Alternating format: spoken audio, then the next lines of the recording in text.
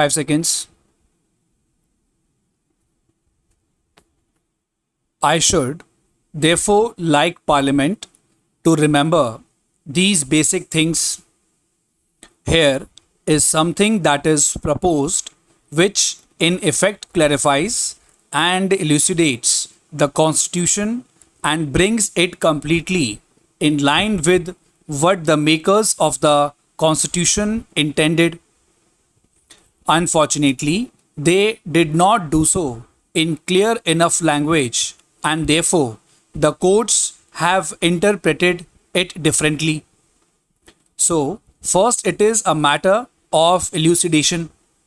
Secondly, it is wrong to say that we are suggesting any arbitrary action, any confiscatory action, or any expropriatory action.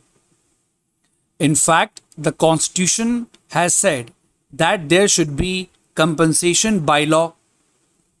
But it is true that the quantum of compensation will be determined by the legislature.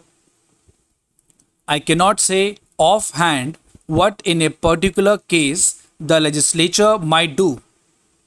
But by and large, if you have to govern this country democratically, you have to trust the legislature not only in this but in 100 other matters of far greater moment.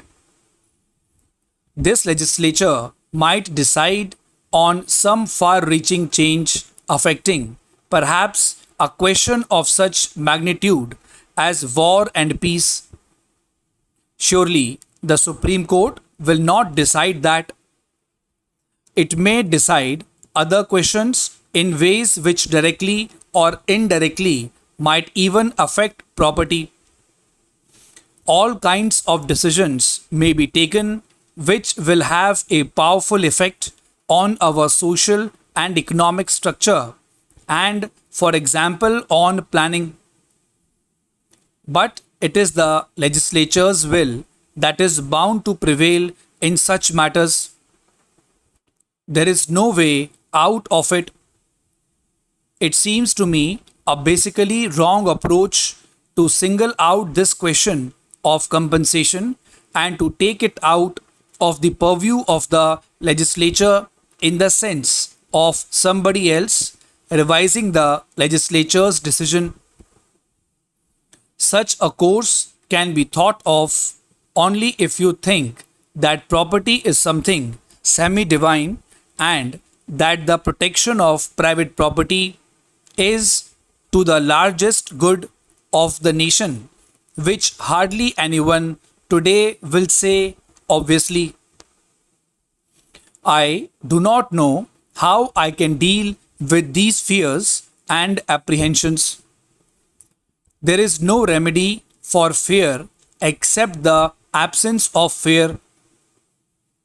Today, in the larger world context, nations are afraid, and because they are afraid, they often say and do the wrong things. Things thus get worse. I do not know what we shall do about it in the international sphere.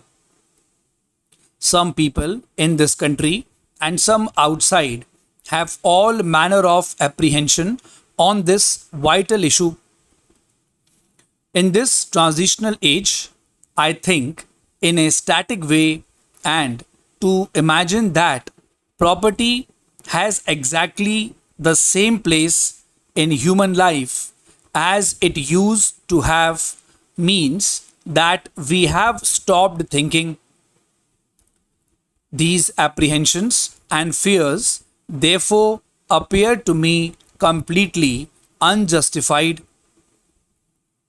Far greater developments and disasters might suddenly confront the world, and in this context, for somebody to be afraid of some mill or plant or factory being acquired seems to me out of proportion. So far as this government is concerned, my mind is perfectly clear on the subject. I have no respect for property except perhaps some personal belongings, but I respect the other person's respect for property occasionally. The house will forgive me if I speak in a personal sense. I have no property sense. It seems a burden to me to carry property. It is a nuisance. In life's journey, one should be lightly laden. One cannot be tied down to a patch of land or a building. I cannot appreciate this intense attachment to property. But while not appreciating it, I realize and recognize its prevalence. At the same time, I think the proposition that some honorable members on the opposite side advanced about acquisition or confiscation, about compensation, seems to me basically wrong. I say so from the point of view of the public good, not because I love property, except in particular cases where a person misbehaves and so on. I do not want anything to be acquired except on payment of just compensation. I need not refer to foreign capital here. I am surprised to hear the proposal being put forward repeatedly that we must confiscate or expropriate foreign capital. I cannot imagine anything more thoughtless and unrealistic. It has no relation to reality. No country where it is socialist or communist or of any other type can do it except in the thunder of war or revolution, when things happen not because of law or policy but because of historical forces. I am quite certain that the Soviet Union will never do it in regard to any foreign capital that may be there. It will not do it because international relations will be affected. No country wants to spoil its international relations or its credit in the world by doing this kind of thing in order to save a few crores or a few millions in financial terms. So, with Russia, leaving the revolution aside, has had dealings with other countries, and it has developed a reputation of always honoring its word, financial word. Other European countries have not done so sometimes, but the Soviet Union has done always. Students, be ready for the outlines. 5 seconds to go.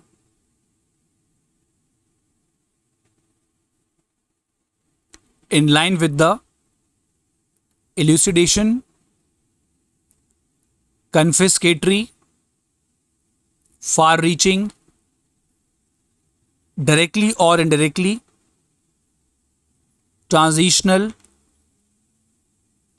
apprehensions, nuisance, acquisition, thoughtless, thunder, Soviet Union, interpreted, arbitrary, expropriatory, magnitude. It seems to me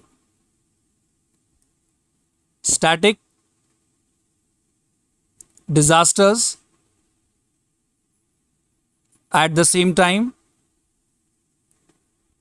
misbehaves,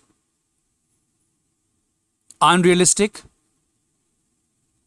international relations, European.